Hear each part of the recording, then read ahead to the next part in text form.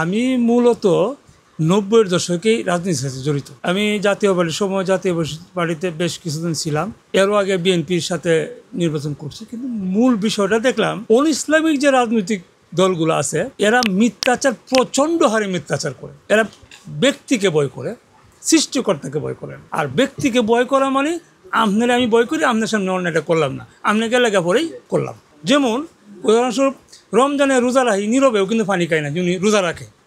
আবার আমি আমার সন্তানকে মায়ের ভিট করলাম, বাবা বিড়ি সিগারেট খাইস না, কিন্তু আমার দেহাটি এই কাজ।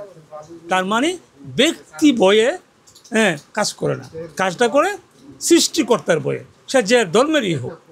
যতক্ষণ পর্যন্ত জনগণের মনে সৃষ্টিকর্তার ভয়টা সুন্দরভাবে উপস্থাপন না করা যাবে ততক্ষণ পর্যন্ত দেশ শান্তি ফিরে আসবে না।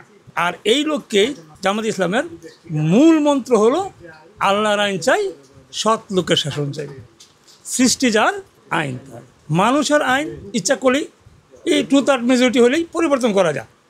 যেমন আমরা কিন্তু একটা সময় বলতাম তারেক জিয়া কাম্বা চুরি করছে, কিন্তু উনি যদি আমার মতে কাম্বাটা না চুরি হইলে যদি ওরা মেজরিটি হলে বিল করে তো যেটা তারেক জিয়ার কাম্বা, এটাই ঠিক, এটাই আইন।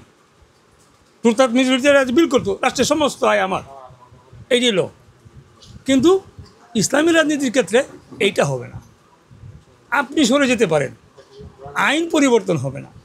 আইন যুগ উপযোগী বাস্তবায়ন আরও কঠিন হতে পারে, কিন্তু আইনের পরিবর্তন হবে না। সেই রাসূল সাল্লাল্লাহু আলাইহি ওয়াসাল্লামের যুগে যে আইন ছিল আজকে ওই আইন। আর এই 54 বছরের বাংলাদেশ যেটি আমরা 72 সংবিধান নিয়ে চিন্তাধারা করতেছি, ওই 72 সংবিধান 72 বার কাটাছেঁড়া হয়েছে। 72 সংবিধান 72 বার কাটাছেঁড়া হয়েছে। সংবিধান পবিত্র বলি, তাহলে কাটি কী করিয়া? যদি আমি বলি এটা পবিত্র, তাহলে সেটাকে কাটি কী করিয়া? তার মানে আমরা যদিও পবিত্র বলি, আসলে পবিত্র না। যদি পবিত্র হয় তাহলে কাটা যাবে না। আর পবিত্র সেই জিনিস যা সৃষ্টিকর্তার মাধ্যমে আসছে, যা সৃষ্টিকর্তার মাধ্যমে রাসূল সাল্লাল্লাহু আলাইহি ওয়াসাল্লামের মাধ্যমে আমাদের জন্য আসছে। বিদায় হজের শেষ ভাষণ রাসূল বলেছিল, আমি তোমাদের জন্য 2টা জিনিস রেখে গেলাম, আল্লাহ প্রদত্ত কোরআন এবং আমার হাদিস সুন্নাহ। এইগুলো তোমরা আঁকড়ায় ধরো, তোমরা কোনো দিন লক্ষ্যভ্রষ্ট হবে না। আর এখন তো আমরা মুসলমান, শুধু এই যে মোহাম্মদ হানিফ, মোহাম্মদ শুকুর আলী, মোহাম্মদ যদু মুসলমান। পিয়ারটা হলো আসলে পিয়ারে কিন্তু আমরা আছি, আমরা জানি না, কিন্তু পিয়ার বাংলাদেশ চালু আছে। আমার দৃষ্টিতে বাংলাদেশে পিয়ার আছে। আমি এই স্থানীয় সরকার নির্বাচনে মেম্বারের ভোট দিই, চেয়ারম্যানদের ভোট দিই, ভাইস চেয়ারম্যানদের ভোট দিই। ওই কিন্তু আমি ভোট দিই। উপজেলা চেয়ারম্যানের ভোট দিই, উপজেলা ভাইস চেয়ারম্যানের ভোট দিই। এমপিদেরও কিন্তু বাই এমপি আছে 50 জন, এমপিদের বাই এমপি আছে 50 জন। আমি যেটুকু রিসার্চ আমার ব্যক্তিগতভাবে করলাম, 50 জন বাই এমপি কার ভোটে নির্বাচিত হলো, ওইটাই পিআরে নির্বাচিত। ওই 50 জন বাই এমপি পিআরে নির্বাচিত পার্লামেন্টে যারা।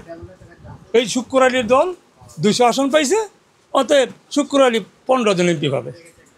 রহিমের দল অত আসন পাইছে, রহিম 35 জন এই যে বাই এমপি পাবে। তাহলে এটা পিআর।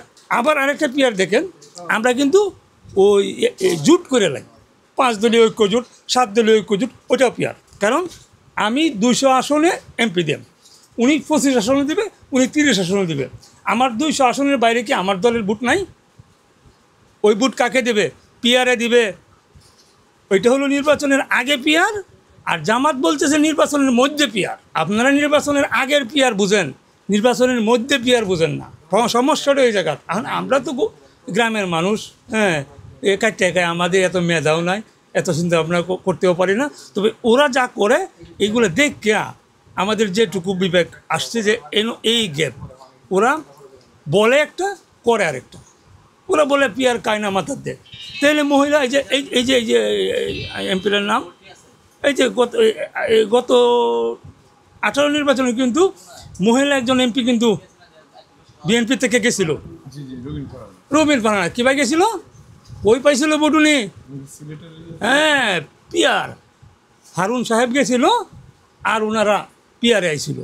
এই যে পিয়ারটা তো ওইটাই বিনা ভোটে যা হয়, অর্থাৎ আমার ভোটের হিসাবে আমি নিব, এটাই পিয়ার। তবে এটা বলতে পারেন হালকা পিয়ার ছিল।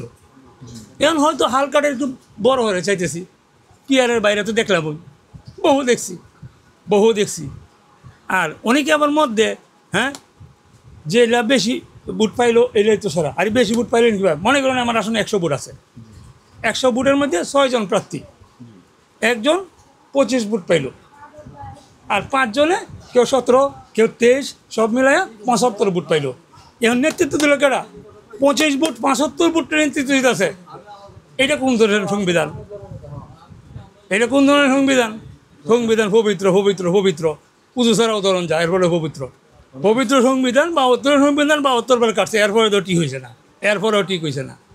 এমন কোনো সেক্টর নাই যে আল্লাহ এই সেক্টর আইন দেয় নাই, এমন কোনো সেক্টর নাই। চ্যালেঞ্জ, কোরআন চ্যালেঞ্জ করছে 1400 বছর ধরে, এমন কোনো সেক্টর নাই যে এই সেক্টরে কোরআনের আইন নাই।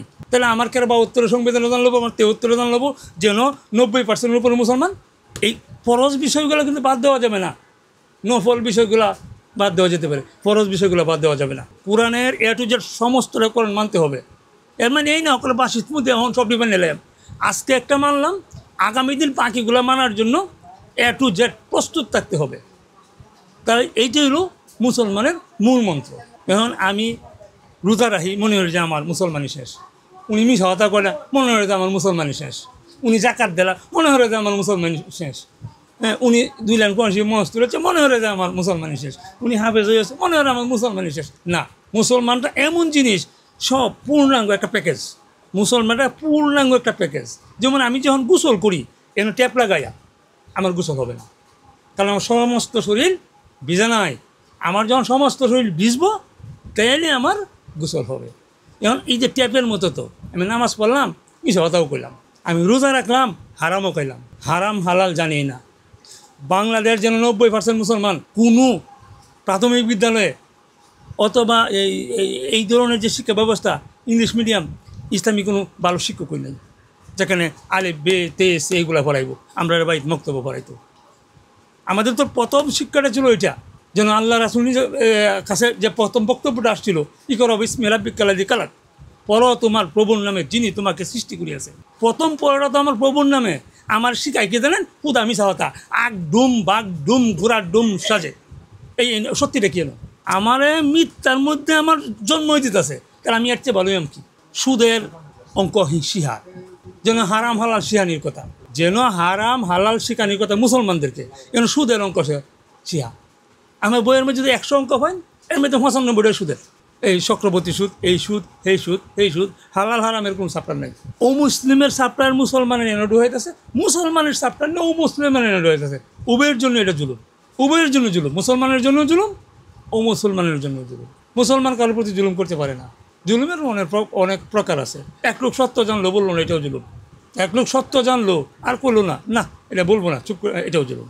সত্য আমাকে বলতেই হবে, যত পরিশ্রম হোক। যেমন শুকরানি বালি, শুকরঞ্জন বালি, এত টর্চারিংয়ের পরেও বিশাবালির ভাই। তবে এইটুকু একটা আশা করা যায়, আমার কেন্দ্রে ইনশাআল্লাহ জামাত পাস করবো। আমার 11 নং দানাপাটি ইউনিয়নের 2 নম্বরের আমার কেন্দ্রে পাস করবো।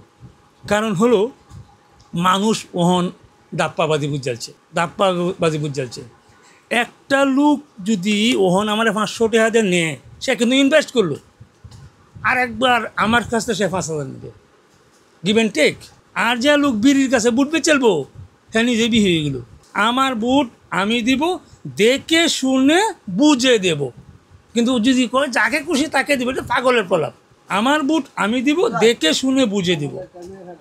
নেতা নির্বাচনের জন্য 5টা শর্ত, নেতা নির্বাচনের ইসলাম শর্ত দিয়েছে। এই 5টা শর্ত যতক্ষণ ফিরার হয়েছে ততক্ষণ পর্যন্ত ওই নেতার পাশে যায় না। ইমানদারিতা, ইমান তার মধ্যে পুরোপুরি বিচরণ করছে কিনা, আমানতের কেনত করে কিনা, আমানত ধরে ঠিক আছে কিনা, সে যে ধর্মের আছে ওই ধর্মের অনুসরণ সে কতটুকু করে, তার বিগত আগের ব্যাকগ্রাউন্ড কী, সে এর আগে লুপ্তরাজ্যে জড়িত ছিল কিনা, সে কোনো মুসলমান হইলে সে কোনো পরস্তলব করছে কিনা, যদি করে থাকে কী কী পরস্তলব করছে, সকল বিষয়, এই 5টা বিষয় হিসাব করে তারপর নেতা নির্বাচন করতে হবে। আর জামাত ইসলামের কথা হলো আল্লাহ এবং আল্লাহ রাসূলকে মানা ফরজ বিনা শর্তে, নেতাকে মানা ফরজ শর্ত সাপেক্ষে। শর্ত হলো যতক্ষণ নেতা হকের উপরে আছে, নেতা যা করবে তাই ফরজ। নেতা হকের বাইরে গেলে আর নেতার 10 ফায়দাও নেই। জামাতের নেতার আর 10 পাইলাম না, 10 পাইলাম না। হকের উপরে আছে, নেতার কথা বলো। অন্য দলের বা করলে তো কঠিন ভাষায় বলতে পারতাম, যেহেতু জামাতি ভাষা বলতে হবে ইনশাল্লাহ, ইনশাল্লাহ, ইনশাল্লাহ। জামাতের ভাষা বলতে হলে এভাবে বলতে হবে ইনশাল্লাহ। কারণ হলো এই যে 14-15 মাস তো দেখতেছেন, 14-15 মাস দেখছেন বিভিন্ন দলের লোকেরা 17 বছরে জানা কামাইছে, তার চেয়ে বেশি কামাইছে। আজকে একটা নিউজ দেখলাম, তার মাকে, এক সন্তান তার মাকে 34 কোটি টাকার গিফট করছে। আজকে একটা নিউজে দেখলাম। কেমন বোঝার কী দিল দরিয়া।